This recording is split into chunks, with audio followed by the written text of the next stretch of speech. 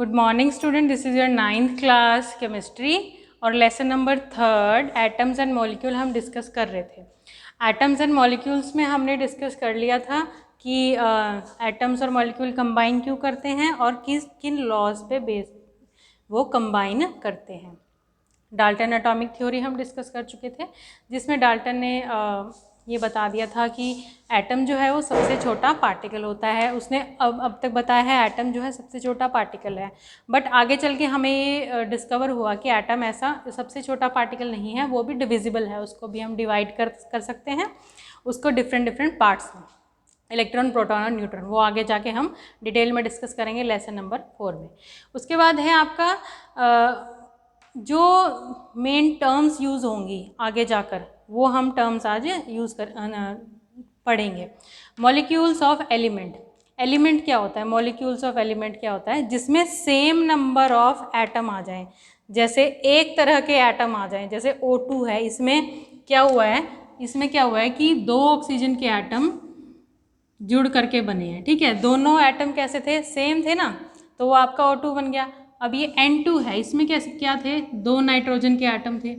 ठीक है, अब ये 2 नाइट्रोजन के एटम जुड़ के N2 बन गए। तो सेम टाइप ऑफ एटम, मतलब उनका नेचर भी सेम, साइज भी सेम, सब कुछ सेम, वो मिलकर बनते हैं, तो वो आपका क्या बन जाता है? एलिमेंट।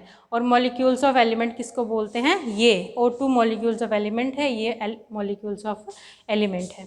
उसके बाद आता है मॉलिक्यूल्स ऑफ कंपाउंड। कंपाउंड क्या होता है? डिफरेंट टाइप ऑफ एटम, अलग अलग तरह के जो एटम होते हैं। ठीक है, अलग अलग तरह के एटम जब यूज़ होते हैं तो उसको हम क्या बोलते हैं? कंपाउंड बोलते हैं। ठीक है, जैसे कि कार्बन है, CH4 है।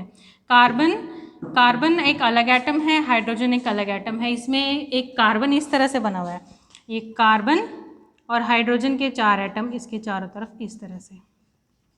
ठीक है, ये अलग अलग एटम हैं, ये अलग अलग एटम हैं जो कि कंबाइन हुए हैं, जिन्होंने बॉन्ड बनाया है और आपका CH4 बन गया।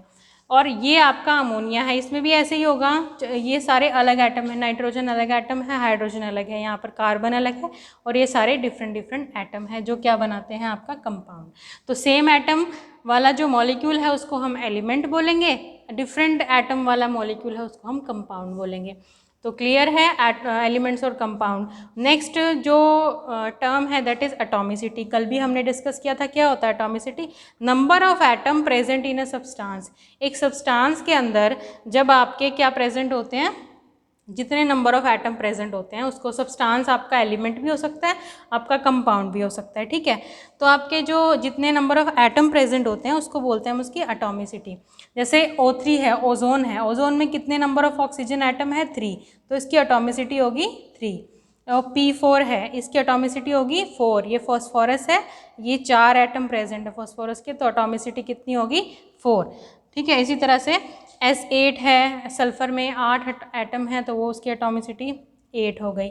तो एटॉमिसिटी के बेस पे जो आपके मॉलिक्यूल्स हैं वो 3 टाइप में डिवाइड होते हैं, monoatomic, diatomic, polyatomic.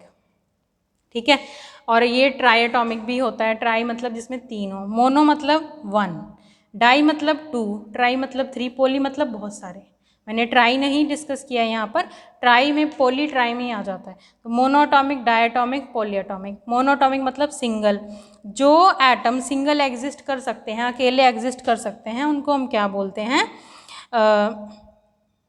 Carbon monoatomic बोलते हैं। और जो एटम सिंगल एग्जिस्ट नहीं कर सकते, जो 2 ग्रुप में एग्जिस्ट करते हैं, उनको हम क्या बोलते हैं? डायटॉमिक।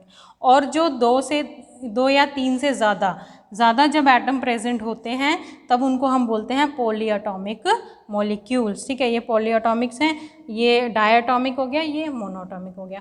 उसके बाद आते हैं टॉपिक आपका आयन। आयन क्या होता है? जब आपका ये एटम है, आगे जाके हम पढ़ेंगे, एटम में इलेक्ट्रॉन, प्रोटॉन और न्यूट्रॉन होते हैं। इलेक्ट्रॉन प्रेजेंट है जैसे आपके एटम में।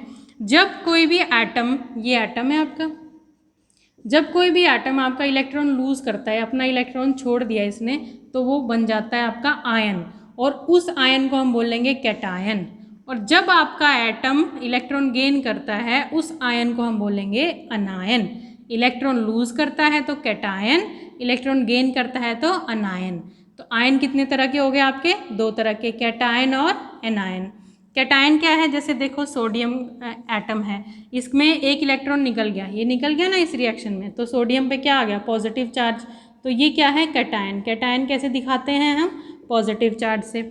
और क्लोरीन में जब एक इलेक्ट्रॉन ऐड हो गया तो इलेक्ट्रॉन आ गया तो नेगेटिव चार्ज से, ये आ गया आपका एनायन। ठीक है, ये आ गया आपका एनायन को हम नेगेटिव से और कैटायन को पॉजिटिव से दिखाते हैं। आप कोई भी स्पीशीज़ जो होती है पॉजिटिव नेगेटिव क्यों बनती है? ताकि वो रिएक्ट कर सके आपस में।